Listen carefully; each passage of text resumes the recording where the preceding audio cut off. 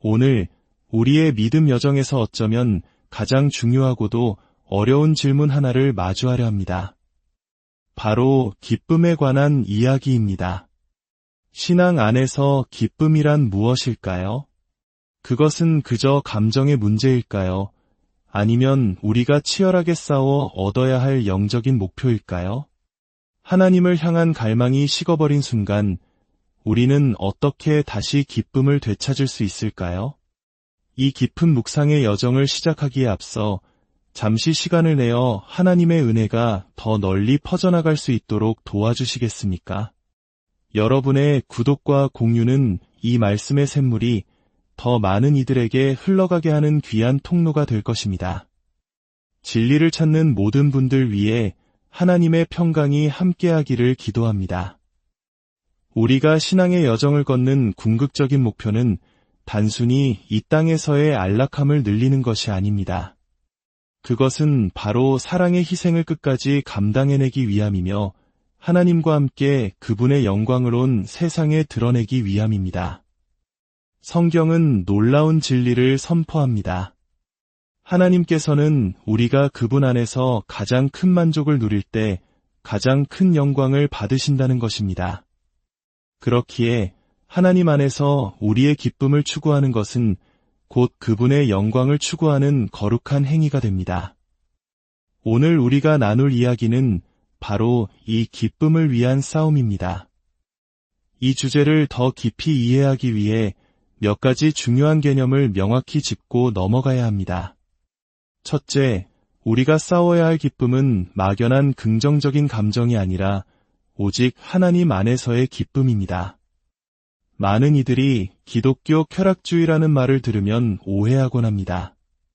과거 그리스 철학에서 말하는 쾌락주의는 나를 행복하게 하는 것이 선이고 불행하게 하는 것이 악이라는 기준을 제시했습니다. 이런 관점에서 기독교 신앙을 바라본다면 큰 오류에 빠지게 됩니다. 하지만 우리가 말하는 하나님 안의 기쁨은 전혀 다른 차원의 이야기입니다. 이것은 행복을 선과 악의 기준으로 삼는 것이 아닙니다. 오히려 선과 악의 유일한 기준은 오직 하나님과 그분의 말씀이며 그 기준 앞에서 기뻐하지 못하는 것이 바로 죄라고 말하는 것입니다. 이것은 매우 심각하고 진지한 통찰입니다. 하나님의 말씀이 당신의 생각과 다를지라도 그 말씀이 선과 악의 기준이 됩니다. 그리고 그 진리의 말씀, 하나님의 다스림을 기뻐하지 않는 것이 죄입니다. 그렇기에 우리는 이 끔찍한 죄, 즉 하나님의 권위 아래 있기를 싫어하고 그분과의 관계에서 기쁨을 잃어버린 상태에서 벗어나기 위한 거룩한 싸움을 시작해야 합니다. 기독교 쾌락주의는 행복을 우상으로 만들지 않습니다. 오히려 정반대로 당신을 가장 행복하게 만드는 그것이 바로 당신의 신이다 라고 경고합니다. 오늘날 교회 안에는 하나님이 아닌 다른 것에서 자신의 만족과 기쁨을 찾는 이들이 너무나 많습니다. 시편 기자가 하늘에서는 주 외에 누가 내게 있으리요 땅에서는 주밖에 내가 사모할이 없나이다 라고 고백했던 그 절절한 심정이 오늘 우리에게는 너무나 낯선 이야기가 되어버리지 않았습니까? 다윗은 무슨 의미로 그런 고백을 했을까요? 시편 16편에서 그는 이렇게 기도합니다. 하나님이여 나를 지켜주소서 내가 주께 피하나이다. 내가 여호와께 아뢰대주는 나의 주님이시오니 주밖에는 나의 복이 없다 하였나이다. 우리의 싸움은 바로 이것입니다. 만물의 주인이시며 절대적인 주권자, 지혜로우시고 진실하시며 사랑과 능력이 무한하신 하나님을 마지못해 따르는 것이 아니라 그분의 존재 자체에 온전히 매료되고 기뻐하는 것입니다. 그 하나님을 기뻐하지 않는 것이 죄이기에 우리는 기쁨을 위해 싸워야만 합니다. 이것이 첫 번째 명확히 해야 할 점입니다. 우리의 싸움은 오직 하나님 안에서의 기쁨을 위한 것입니다. 둘째, 기쁨은 성령의 선물이자 자발적인 감정임에도 불구하고 우리는 그것을 위해 싸워야 합니다. 이 지점에서 많은 이들이 혼란을 겪습니다. 갈라디아서 5장 22절은 기쁨이 성령의 열매라고 분명히 말합니다. 우리 스스로 만들어낼 수 없는 신적인 선물이라는 뜻입니다. 어젯밤 제가 새끼손가락을 들고 내려가라, 올라가라 명령했던 것을 기억하실 겁니다. 제 의지대로 손가락은 움직입니다. 하지만 아침에 일어나 마음이 우울할 때 기뻐해라, 기뻐해라 스스로에게 외친다고 해서 마음이 저절로 기뻐지지는 않습니다. 기쁨은 그런 식으로 작동하지 않습니다. 그것은 선물이며 어떤 대상에 대한 반응으로 우리 안에서 자발적으로 솟아나는 감정입니다. 그렇다면 왜 우리는 이 선물을 위해 싸워야 할까요? 싸움이라는 단어가 주는 거부감이 있을 수 있습니다. 신앙생활을 왜 그렇게 전투적으로 만들어야 합니까? 기쁨에 대한 이야기는 좋은데 싸움이라는 말은 불편합니다. 라고 생각할 수 있습니다. 이 질문에 답하기 위해 고린도후서 1장 24절 말씀을 다시 살펴보겠습니다. 사도 바울은 이렇게 말합니다. 우리가 너희 믿음을 주관하려는 것이 아니요 오직 너희 기쁨을 돕는 자가 되려 함이니. 여기서 돕는 자라는 단어는 일꾼, 노동자로도 번역될 수 있습니다. 제가 말하는 싸움과 같은 맥락의 단어입니다. 기쁨은 노동이다라고 말하는 것이 기쁨은 싸움이다라고 말하는 것보다 더 듣기 편하지는 않을 겁니다. 하지만 성령의 영감을 받은 바울이 그렇게 말하고 있습니다. 이 구절에서 우리가 놓쳤던 부분을 포함해서 다시 읽어보겠습니다. 우리가 너희 믿음을 주관하려는 것이 아니요 오직 너희 기쁨을 돕는 자가 되려 함이니 이는 너희가 믿음에 굳게 섰음이라. 바울은 기쁨이라는 단어 양옆에 믿음이라는 단어를 샌드위치처럼 배치했습니다. 마치 믿음과 기쁨이 거의 동의어처럼 사용되는 것처럼 보입니다. 원래대로라면 너희 믿음을 주관하려는 것이 아니요 너희 믿음을 돕는 자가 되려 한다고 말하는 것이 더 자연스럽지 않았을까요? 그러나 바울은 두 번째 문장에서 믿음 대신 기쁨이라는 단어를 사용했습니다. 이는 믿음과 기쁨이 서로 깊이 얽혀있는 실체임을 보여줍니다. 저는 이것이 믿음의 본질적인 요소 중 하나가 바로 기쁨과 만족임을 시사한다고 믿습니다. 요한복음 6장 35절은 이를 뒷받침합니다. 예수께서 말씀하셨습니다. 나는 생명의 떡이니 내게 오는 자는 결코 줄이지 아니할 터이요 나를 믿는 자는 영원히 목마르지 아니하리라. 이 두 구절의 평행 구조를 보십시오. 내게 오는 것은 줄이지 않는 것과 연결되고 나를 믿는 것은 목마르지 않는 것과 연결됩니다. 여기서 오는 것과 믿는 것은 같은 의미로 사용되었습니다. 그렇다면 이 말씀에 기초한 믿음의 정의는 무엇일까요? 예수님을 믿는다는 것은 그분께 나아가 마음의 허기와 영혼의 갈증이 완전히 채워지는 만족을 경험하는 것입니다. 이것이 바로 믿음입니다. 그러므로 구원 얻는 믿음과 예수님을 나의 보물로 여기며 마음 깊이 만족하는 것을 분리할 수 없습니다. 만약 누군가 나는 믿음으로 구원받았지만 예수님은 나의 보물이 아닙니다. 라고 말한다면 그것은 모순된 진술입니다. 저는 그런 말을 하는 사람이 진정한 그리스도인인지 의문을 가질 것입니다. 물론 그의 말이 마음의 진실을 다 표현하지 못할 수도 있습니다. 하지만 그 말 자체는 그리스도인의 상태를 묘사하는 것이 아닙니다. 우리가 기쁨과 믿음의 이 깊은 연관성을 강조하는 이유는 성경이 우리에게 믿음을 위해 싸우라고 명백하게 명령하기 때문입니다. 기쁨이 믿음의 본질적인 요소라면 기쁨을 위한 싸움은 곧 믿음을 위한 싸움이 되는 것입니다. 디모데전서 6장 12절은 말합니다. 믿음의 선한 싸움을 싸우라. 영생을 취하라. 이를 위하여 내가 부르심을 받았고 사도 바울은 디모데에게 이렇게 권면했을 뿐 아니라 자신의 삶의 마지막 순간에 이렇게 증언했습니다.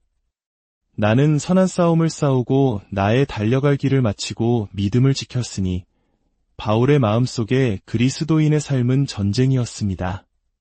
생각해 보십시오. 지옥을 향해 흘러가는 이 세상의 거센 물결 속에서 그저 편안하게 떠내려가기만 한다면 우리의 종착지는 불보듯 뻔합니다. 하지만 우리가 기꺼이 그 물결을 거슬러 헤엄치고 싸우고자 한다면 우리는 이 세상이 주는 것과는 전혀 다른 차원의 기쁨을 발견하게 될 것입니다. 그리고 바로 그때 우리는 이 세상 속에서 하나님 나라를 위해 의미 있는 존재가 될 수 있습니다. 이 싸움은 길고 힘든 전투입니다. 마태복음 24장에서 예수님은 마지막 때에 대해 이렇게 경고하셨습니다. 불법이 성함으로 많은 사람의 사랑이 식어지리라. 그러나 끝까지 견디는 자는 구원을 얻으리라. 여기서 사랑이 식어진다는 것은 무엇을 의미할까요? 저는 이것이 사랑이 기쁨을 잃어버린다는 말과 같다고 생각합니다. 사랑을 단순히 행동으로만 축소해서는 안 됩니다. 고린도전서 13장은 내가 내 몸을 불사르게 내줄지라도 사랑이 없으면 내게 아무 유익이 없느니라고 말합니다. 사랑은 행동 그 이상의 것, 즉 우리 창조주와 구속주를 향한 뜨거운 열정과 애정입니다. 마지막 때가 가까울수록 많은 사람들의 이 사랑이 차갑게 식을 것이라고 예수님은 말씀하셨습니다. 그러나 끝까지 그 뜨거움을 견디는 자, 즉 하나님을 향한 뜨거운 열정과 기쁨을 지키기 위해 싸우는 자가 구원을 얻을 것입니다. 이 싸움은 진짜이며 길고 진지하며 우리의 기쁨과 직결된 문제입니다. 그렇다면 우리는 이 역설을 어떻게 이해해야 할까요?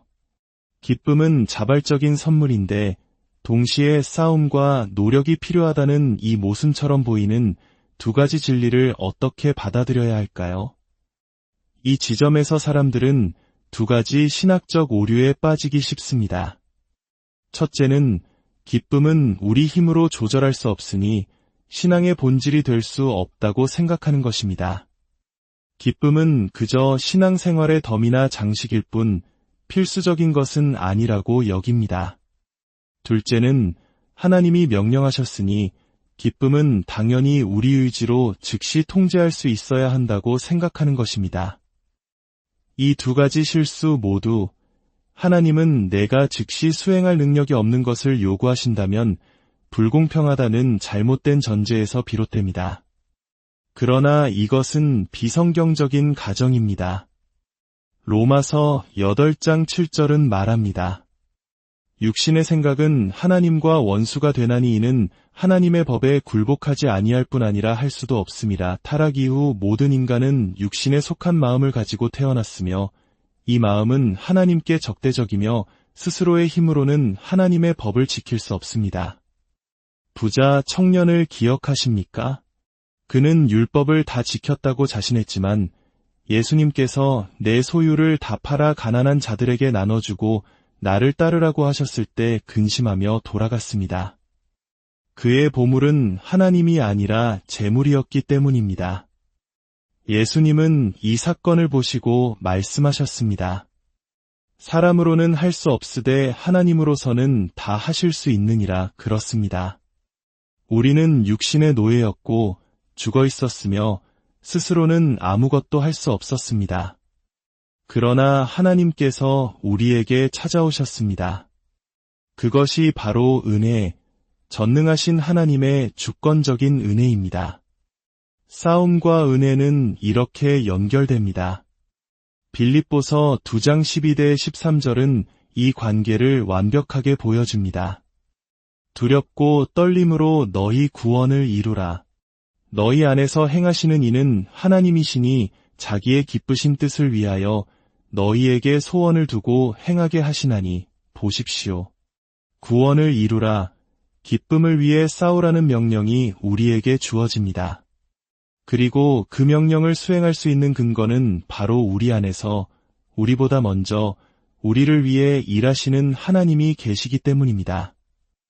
우리는 하나님의 은혜 위에서 싸우는 것입니다.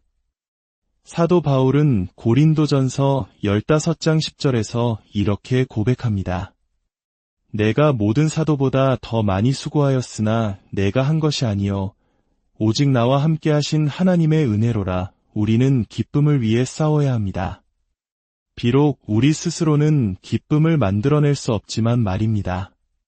우리는 죽었고 눈이 멀었으며 하나님께 적대적이었습니다. 그러나 하나님께서 성령으로 우리에게 침투하셔서 우리의 눈을 밝히시고 예수님을 우리의 보물로 알아보게 하셨습니다. 이것이 거듭남이며 회심입니다. 이제 우리 안에는 성령이 거하시며 우리의 옛사람과 새사람 사이에 치열한 영적 전쟁이 시작됩니다. 그러나 우리는 더 이상 혼자가 아닙니다. 우리는 하나님이 공급하시는 힘으로 싸웁니다. 이것은 마치 농부와 같습니다. 농부는 작물이 자라기를 원하지만 스스로 자라게 할 수는 없습니다. 오직 하나님만이 자라게 하실 수 있습니다. 그러나 농부는 밭을 갈고 씨앗을 심어야 합니다. 바울이 말한 것처럼 나는 심었고 아볼로는 물을 주었으되 오직 하나님께서 자라나게 하셨나니 우리는 심고 물을 주는 역할을 감당해야 합니다. 기쁨의 열매를 맺게 하시는 분은 하나님이십니다. 우리의 사역도 마찬가지입니다. 디모데후서 2장에서 바울은 주의 종이 온유함으로 거역하는 자를 훈계해야 한다고 말합니다.